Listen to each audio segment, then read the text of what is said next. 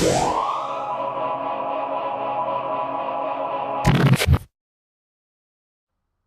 everyone, Nathan here. I want to talk to you today about a version of the Blue-White-Red Geist deck that runs Elspeth Knight-Errant. I started looking at Elspeth for a couple of different reasons. I really like playing Blue-White-Red Geist, and I felt like the deck needed help in a couple of areas. One, the deck does a lot of one-for-oneing.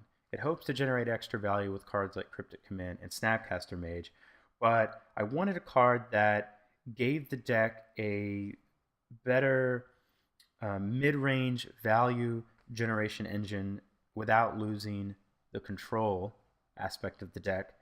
And I wanted a card that created an opportunity for the deck to suddenly become very aggressive, but with an effect that was powerful enough that it either killed or nearly killed the opponent. And I think that Elspeth fits that role pretty well. Now, I needed to make room for her, so I had to decide what to cut. In the most recent version of the deck, I've been running 4 Cryptic Commands. I don't know if that's right. A lot of people run 3, but I feel like if you're on the Geist of St. Traft plan, then having the ability to tap down their creatures and get 6 damage in was where, I wanted to be with the deck. But I decided to cut Restoration Angel. For a few different reasons. Some, Restoration Angel, while a powerful card, is not as good of a top deck as Elspeth Knight-Errant. The synergy with the creatures that you have is not as powerful as it is with Elspeth, and Restoration Angel generates value one time, whereas Elspeth generates value continuously. And in a deck that builds around Geist of St. Traft, Restoration Angel bounces him to save him, and you get 4 damage in with an angel, but that's kind of about it. So Elspeth has the obvious synergy with Geist of St. Traft. It sends him in the air for 9 damage and really allows the deck to switch into that aggressive role. 9 is a lot. They're likely not going to survive 2 swings if they survive 1, and if you can get that off, it's really likely that you might just be able to burn them out after that.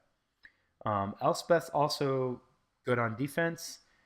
She makes the other creatures in the deck better. There's not a whole lot, but if you resolve a Snapcaster Mage to snap something back, then, assuming he survives, Elspeth now allows him to hit for 5. And as I said before, she keeps generating value. She can keep making dudes or making your guys better. And yeah, that's what she's good at. So the deck still functions essentially the same. I'm trying a couple of other things out. So one thing to note is having triple blue for Cryptic Command and double white for Elspeth, both at turn 4, can make the mana a little, I don't want to say shaky, but you definitely need to be very conscious of, not that you didn't need to before, but you especially need to be very conscious of the colors. You need to be trying to get triple blue and double white. For that reason, I've dropped one of the Sulfur Falls in place of a Glacial Fortress.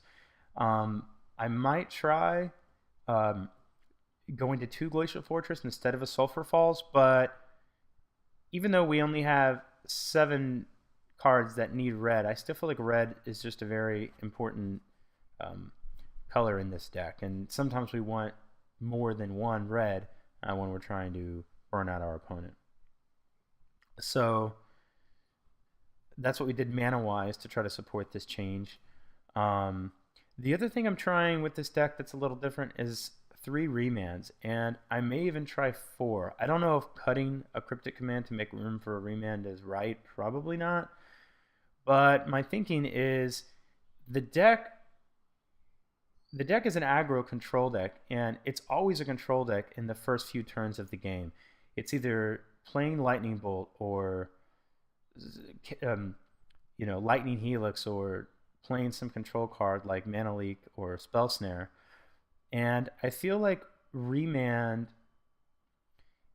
while not a counter that gets rid of their card like Leak or Spell Snare, or even Cryptic Command for that matter, what Remand does do is move the game further down the line,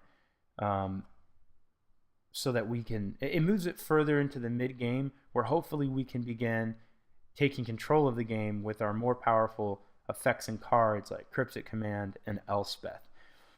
It also can help you just do, not necessarily, you're not digging, but you play it, it gets you another card, it can help you find those extra lands, or maybe even your Elspeth. So I think that I want to give Remand a try. The deck still has plenty of removal, 4 bolts, 4 paths, and 3 Lightning Helix. I know some people were running 4 of each.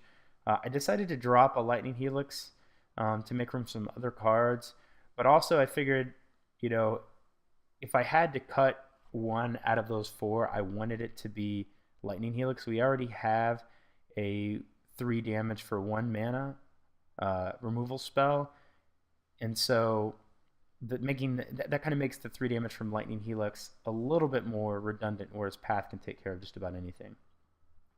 So in the sideboard, we have Wear Terror and Engineered Explosives. I'm putting these together just because I feel like they're 2 utility cards. I always want to have them to take care of just unforeseen things. People are doing things that you may not be expecting, and Engineered Explosives and Wear Terror can give you an out to that. I've really been liking Runed Halo in a lot of matchups. Obviously, it's good against Boggles. You let them load up their dude, and they can't kill you. But it's also good against Valakut. You can name Grape Shot against Storm. You can name Deceiver Exarch against Splinter Twin. You can name Tarmogoyf against Tarmo Twin. I think the card has a lot of applications. It's really good. Spellskite, mainly for Boggles and Splinter Twin, but also against Burn. And you can even bring it in against some aggressive decks as well. Stony Silence for the Affinity matchup, along with Shatterstorm, since it's so prevalent in the meta right now. I really like Batterskull. In fact, I'm almost considering doing this. Not necessarily moving Cryptic Command to the sideboard, but running the main board in this configuration. I think Batterskull is just so good. And again, there is that potential that, it's not planned, but there is the potential maybe to swing with the Batterskull being pumped by Elspeth. I've done some testing with Batterskull in the main, and I like it. I'm just not quite ready to test that change as well yet. Sowing Salt for Tron, Counterflux for other control decks, decks like Storm, Anger of the Gods for the really aggressive Naya decks. Actually, interestingly enough, I played in a daily a couple of days ago with the Restoration Angel configuration of this deck, and I lost the first game to Pod. He just kind of beat the crap out of me. I went 0-2. It was sad. But I played well after that. I had a good game against Storm. I can't remember the other deck that I beat. Beat a blue-white-red control deck in very, very grindy game.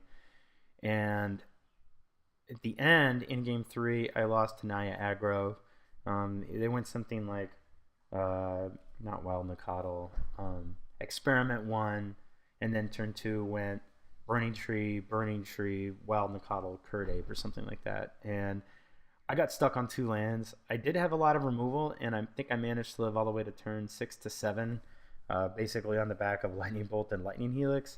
But it wasn't enough. I did die with 2 lands and did not go 3-1 as I was hoping, but hopefully I'll get to play it daily soon and try to better that. Helix is in here mainly just against aggressive decks as well, but also if you're playing a deck like Burn, which you see that out here on Magic Online, it's nice to be able to bring in that 4th Lightning Helix, because that really makes it difficult for them to win. And then Relic of Progenitus, kind of a semi-catch-all card like Engineered Explosives and Wear Tear, but really it's mainly in there for decks that are trying to utilize the graveyard, like the name is eluding me, Living End. So anyway, that's the deck for right now. I think I'll try to play some games with it, record those, and we'll see how it does. Thanks a lot.